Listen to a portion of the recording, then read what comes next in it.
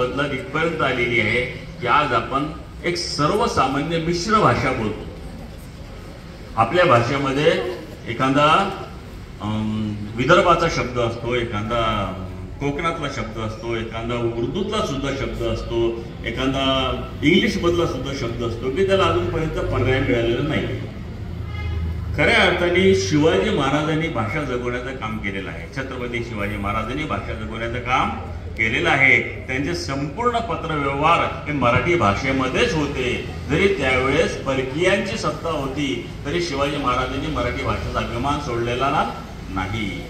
त्याचप्रमाणे स्वातंत्र्यवीर सावरकरांनी सुद्धा आपल्याला अनेक शब्द दिलेले आहे मराठी भाषेसाठी की जे शब्द त्यापूर्वी आपल्याकडे नव्हते. आपल्याकडे इतके शब्द आहे. आज या कोण आहे शाळेच्या मुख्याध्यापिका शब्द कोणी दिला आहे? सावरकरांनी दिलेला आहे. लक्षात घ्या, मुख्याध्यापक शब्द सावरकरांनी दिलेला आहे. दिनांक शब्द सावरकरांनी दिलेला आहे. दिनदर्शिका शब्द सावरकरांनी दिलेला आहे. शिक्षक पर्यवेक्षक हा शब्द सावरकरांनी दिलेला आहे. दिग्दर्शक नेपथ्य हा शब्द, असे 50च्या वर शब्द सावरकरांनी आपल्याला दिलेले आहे. मी शिक्षकांना विनंती करेल की ते शब्द एकदा गुगलवर सर्च करून मुलाला शिकवा की आपल्याला सावरकरांमुळे किती शब्द दैनंदिन बोली भाषेमध्ये निदान 25 शब्द तुम्ही सावरकरांनी दिलेले शब्द वापरतात. एक लक्षात ठेवा, पूर्वी हे शब्द नव्हते. पूर्वी तारीख म्हणायचे. सावरकरांनी सांगितलं दिनांक. दिनांक का? दिनाचा अंक म्हणजे दिनांक. त्या दिवसाचा अंक काय आहे? आजची दिनांक किती? 22. हा दिनांक शब्द सुद्धा असे 45च्या पुढे शब्द सावरकरांनी दिलेले आहे आणि इतकं भरभरून आपल्याला आलेलं आहे. आता आपण तिथून टप्पा पास करत करत करत ज्ञानेश्वर, तुकाराम, नामदेव महाराज, सावतामाळी, अनेक जाती पंथाच्या लोकांनी मराठी भाषा विकसित करण्याचं काम केलेलं आहे.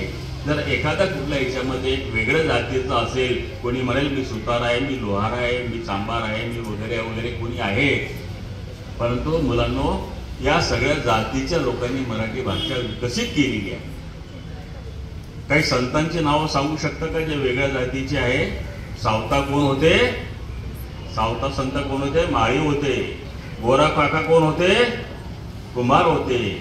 चोखामेळा कोण होते? एक साधं जनावरांचं मांस काढणारे एक शूद्र होते. मग अशा लोकांनी ही भाषा श्रीमंत केली आणि श्रीमंत भाषेचे आज आम्ही भाग्यवान आहोत की आमच्या समोर आमच्या या भाषेला अभिजात दर्जा मिळालेला आहे. कितीतरी पिढ्या त्यासाठी झटत होत्या. 13 वर्षाचा सर कालखंड गेला, मराठी भाषेसाठी आपण अभिजात दर्जा मागत होतो. आता प्रश्न येतो अभिजात दर्जा हा कसा मिळतो आणि याचा उपयोग काय होणार आहे?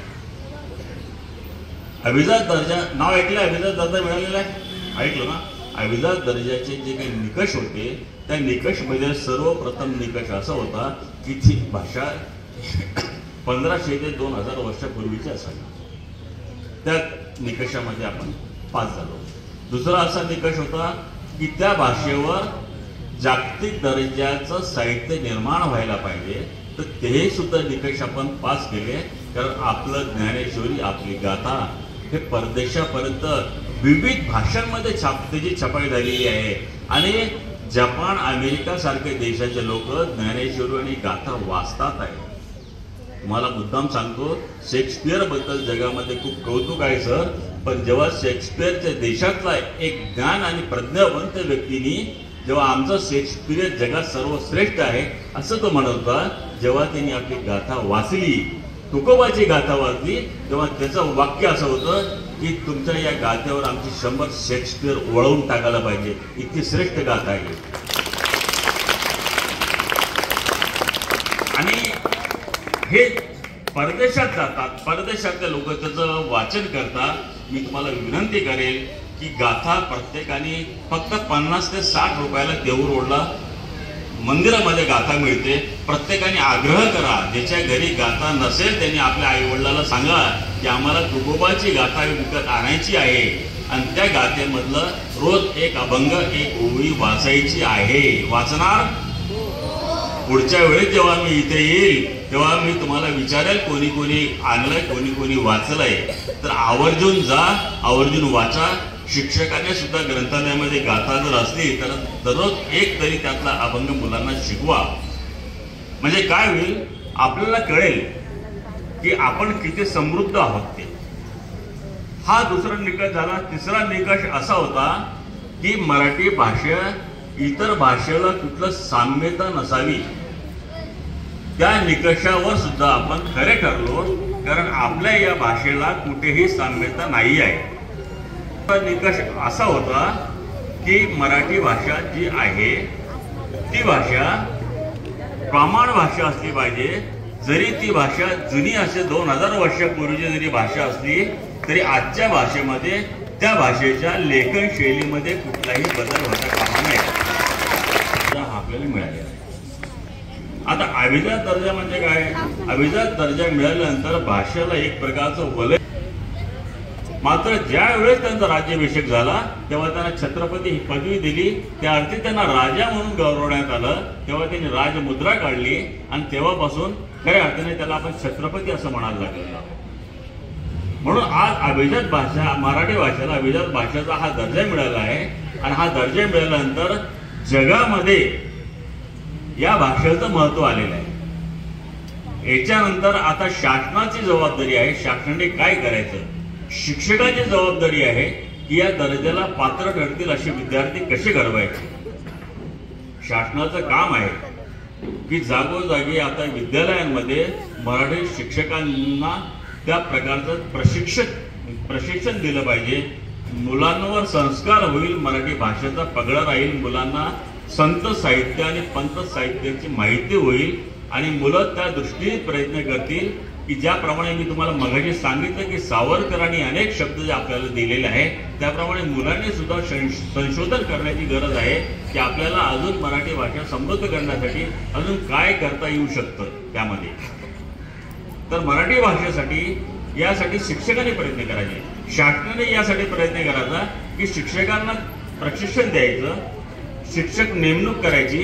नगरपालिकामध्ये किंवा शासन नियुक्त जेवढ्या काही संस्था आहे, केंद्र शासनाच्या असू द्या, राज्य शासनाच्या असू द्या किंवा स्थानिक पातळीवर तिथे मराठी भाषेला प्रोत्साहन द्यायचं, मराठी भाषेला अग्रक्रम द्यायचा. आता जसं आपण सांगितलंय की आता सरांनी मगाशी उदाहरण दिलं होतं गुड मॉर्निंग आणि नमस्ते मधला फरक हा जो आहे, तर आपल्याला त्यांनी अगोदर डोक्यासाठी सुरुवातीचं वाक्य कुठलं म्हटलं होतं? रामकृष्ण हरी. हे आपलं मराठीचं वाक्य आहे आणि तेच वाक्य आपल्याला याच्यानंतर सातत्याने एकमेकाशी बोलायचं आहे. कुठलंही वाक्य बोला, मराठीत बोला, काही बोला, मराठीत बोला. आता इथे मला कळलेलं आहे की इथं विविध प्रांताचे विद्यार्थी आहे, हिंदी भाषिक आहे. मात्र त्या हिंदी भाषिक विद्यार्थ्यांना सुद्धा इथल्या शिक्षक वर्गाने चांगल्या पद्धतीने मराठी बोलता येईल, वाचता येईल अशा प्रकारे शिक्षण दिलेलं आहे. तर इथे आल्यानंतर, या प्राणांगणामध्ये आल्यानंतर, या विद्या मंदिरामध्ये आल्यानंतर आपल्याला मराठीच बोलायचं आहे. एक आपल्याला अभिमान वाटायला पाहिजे की आम्ही महाराष्ट्रामध्ये जन्म जरी झाला नाही तर शिकलो महाराष्ट्रामध्ये आहे. ज्यांचा जन्म झाला त्यांना तर अभिमान आहेच, पण जे तुम्ही आलेला बाहेरून लांबून आलेला आहे, तुमचे वडील वगैरे कुठे युपी बिहारमध्ये असतील, दुसरीकडे असतील, तर तिथे आल्यानंतर तुम्हाला आता महाराष्ट्राच्या मातीशी एकरूप व्हायचं आहे, महाराष्ट्राच्या मातीमध्ये मिसळायचं आहे आणि महाराष्ट्राची माती आपल्याला त्याचा लौकिक, त्याचा सुगंध आपल्याला लांबपर्यंत पोहोचवायचा आहे. आता एखादा समजा बंगालावरून आलेला विद्यार्थी असेल, तो बंगाली घरी बोलत असेल आणि इथे 2-4-5 वर्ष राहिल्यानंतर जेव्हा तो बंगालमध्ये जाईल आणि जेव्हा तो शुद्ध मराठीमध्ये तिथे बोलेल तेव्हा तिथे कळेल की महाराष्ट्राची मराठी किती श्रेष्ठ आहे आणि महाराष्ट्राच्या मराठीने आमच्या मुलांवर एक गारुड केलेलं आहे, एक जादू केलेली आहे. या पद्धतीने आपल्याला मराठीचा जयघोष करायचा आहे, कौतुक करायचं आहे आणि मराठी पण आपल्याला मिरवायचं आहे. आलं लक्षात? सगळं प्रवास लक्षात आला, अभिजात भाषा लक्षात आली, त्याचे फायदे लक्षात आले. तर या पद्धतीने आपल्याला पुढे वाटचाल करायची आहे. मी जास्त आता बोलणार नाही, कारण अजून 2 महत्त्वाचे व्यक्ती आहे ते आपल्या पुढे थोडं मनोगत व्यक्त करणार आहे. आता मराठी भाषेची जादू कशी बघा. शेवटी जे बसलेले आहे, दिसतात शेवटी. त्यांचं वय किती आहे? 28 वर्षाचं. हा नाही 28.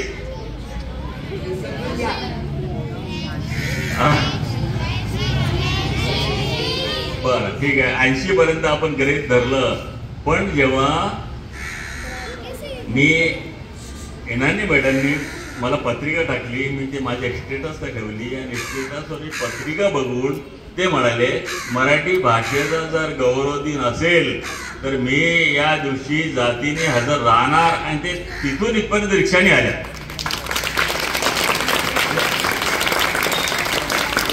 मराठी भाषेचं कौतुक बघायचं होती. आणि विशेष म्हणजे मी 28 का म्हणालो, कारण ते माझ्याही अगोदर इथे पोहोचलेल्या होत्या. आणि किती नाही हे खरं कौतुक करण्यासारखं आहे.